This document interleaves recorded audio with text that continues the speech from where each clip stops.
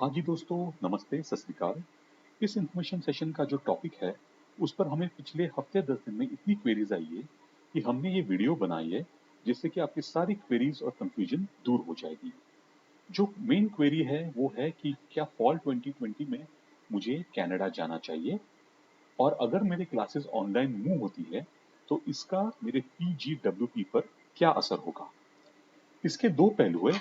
आइए देखते हैं कि अगर आप कनाडा जाते हैं या नहीं जाते तो इसका आपके PGWP पर क्या असर हो सकता है।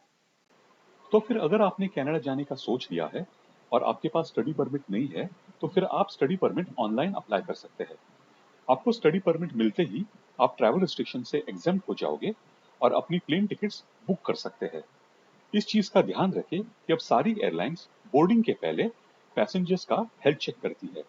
अगर कोई पैसेंजर्स कोविड-19 के सिम्टम्स एग्जिबिट करता है तो फिर उसे प्लेन बोर्ड नहीं करने देंगे। कनाडा पहुंच के भी आपके पोर्ट ऑफ एंट्री पर आपका हेल्थ चेक होगा। आपने बहुत जरूरी बात का ध्यान रखना है कि पहले से आप एक क्वारंटाइन प्लान तैयार कर रखें। ये प्लान आपको एयरपोर्ट ऑफिशियल्स को दिखाना होगा, चाहे आपको कोई सिम्टम्स ना हो। और कनाडा में भी आप चाहे कॉलेज प्रोवाइडेड या अपने खुद के अरेंज किए हुए अकोमोडेशन में जाकर भी आपको 14 दिनों के लिए सेल्फ आइसोलेट करना होगा। ये अनिवार्य है और क्वारंटाइन रूल्स कनाडा के वेबसाइट पर है, जिसे कि हम अगली स्लाइड पर देखेंगे। इस वेबसाइट पर आप देखेंगे कि कनाडा गवर्नमेंट ने जो सेल्फ आइसोलेशन के रूल्स लिखे हैं वो बड़े स्ट्रेट फॉरवर्ड है। आप जिस जगह पे रहेंगे वहाँ पे कोई 65 साल के ऊपर कोई बंदे नहीं होने चाहिए, या उनको कोई प्री एग्जिस्टिंग मेडिकल कंडीशन नहीं होनी चाहिए। आप जहाँ पर रहेंगे वहाँ पे आपको फेस मास्क होना चाहिए, और आपको कुछ जैसे बेसिक नेसेसिटी जैसे आपकी ग्रोसरी हो, आपको कोई दवाई चाहिए हो, वहाँ पे आप उस चीज़ का आपको एक्सेस हो।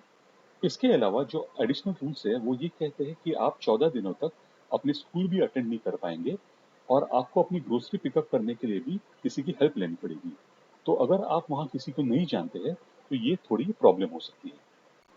आइए अब बात करते हैं, अगर आप किसी वजह से कनाडा नहीं जा सकते और आप इंडिया में ही रहकर ऑनलाइन क्लासेस लेते हैं तो फिर इसके क्या फायदे हैं।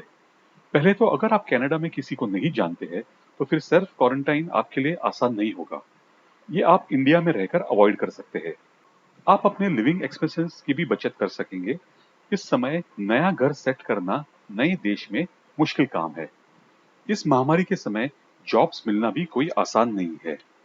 हो सकता है कि आपको महीनों तक कोई जॉब न मिले और आपको अपने जीआईसी पर निर्भर होना होगा। इंडिया में रहकर आपके 4 महीने की जीआईसी की भी बचत हो सकती है।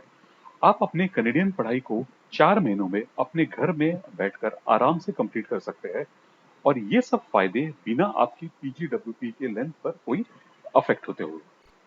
आप नीचे दी गई हुई लिंक पर चेक कर सकते हैं कि PGWP पर ऑनलाइन कोर्सेज का कोई असर नहीं होगा जब तक कि आप सिर्फ अपने प्रोग्राम का 50% कनाडा के बाहर पढ़ाई पूरी करते हैं।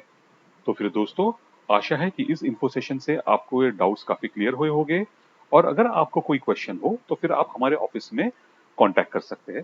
धन्यवाद।